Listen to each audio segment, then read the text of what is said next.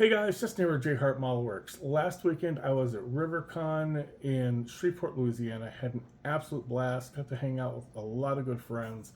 Had a great time at the show. Saw some fantastic builds. This weekend, March 22nd, I'm going to be at the MCMA Showdown in Plano, Texas. If you're in the DFW area or somewhere relatively close, come check it out. It'll be a great time. But we will talk about both of those shows probably next week. Also last weekend, I posted the final build video for the Ferrari Monza SP2 where we wrapped up construction on that. That's the buddy build that I'm doing with Mike from Mike's Miniature Motors. Check out Mike's build. There will be a link in the description below to his channel. Absolutely gorgeous. You have to check out his build. It is fantastic. But for right now, we're going to go ahead and get the camera flipped around and we're going to take a final look at what we came up with on my end.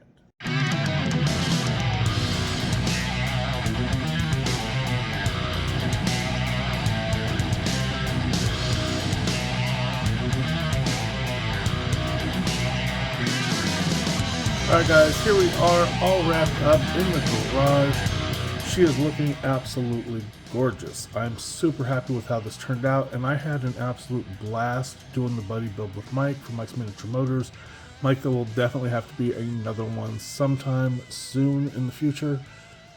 It was just an absolute blast. Alright, we got her off the turntable pretty quick. Pretty sure my turntable is dying. It was starting to make some pretty bad noises. We'll have to look into replacing that. But here she is. Paint-wise, we went with scale finishes for some Ferrari Bianco Avis, but that's more of a creamy white and not so much of a pearl white, so I topped that off with some House of Color Snow White Pearl, also from Scale Finishes.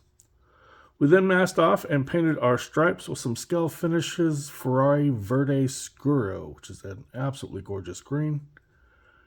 And for our interior, we used Zero Paint's Ferrari Interior Leather Chocolato, which should be a little bit darker than that, but this color is a really good fit for the outer color in my opinion. I think it looks really good together. We added in our seatbelt harnesses, and we did get in, I don't know if it'll focus, there we go, sort of. We got some Ferrari decals in from Spot Model that we added in onto the harnesses. That was a pain. Mike helped me out with that. He suggested putting some X22 clear on the seatbelt material, letting it harden, and that gave me a solid surface that I could actually apply the decals to. So thank you for that tip, Mike. Really happy with how that came out. Now, because this car has no windshield, cars with no windshield in Texas get a special registration sticker. It's like a mini registration sticker, and it goes on the corner of your license plate. Kind of like it's pretty much the same as getting a trailer sticker for registration sticker. So that's what we did here. Instead of putting a registration sticker on the windshield that we don't have, we have our month and year that we finished the build. And our license plate here is for Mike's Miniature Motors Buddy Build 1. Now she has a curbside, so there's no engine to really show you for so much. You can see the radiator back behind the grill there, as well as our 3D model replacements for the parking cameras. One of the only modifications we did to the kit were these wheels. These come with a set of swooshy looking 5-spoke standard Ferrari wheels that Ferrari put on all the SPs. They put them on the SP1, the SP2, and the SP3. I am just not a fan of those wheels at all. But when looking for wheels for this car, I wanted to find something that went on the actual cars. These are Vossen NF9s. They were designed in conjunction with Novatec, specifically for the Ferrari Monza. They have since showed up on the SP3 as well as a few other cars like the SP90, but I really like the way these wheels look, a lot better than the original kit wheels. I took this car to the RiverCon show last weekend and had an absolute blast. The show was fantastic. This car took a first place in the curbside category.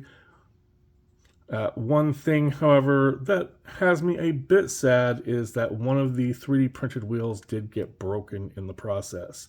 Now, because these are glued into place, trying to get these off is going to be an absolute nightmare. After the MCMA showdown this weekend, I may bring this back, take some Bob Smith debonder and try to debond that whole wheel unit to get that off, and then see what I can do about getting the wheel out of there and 3D printing up another replacement just to get me some nice wheels again.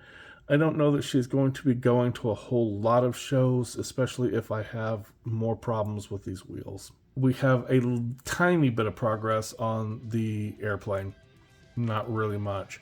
I have painted the interior green on the cockpit pieces, and I've assembled the wings.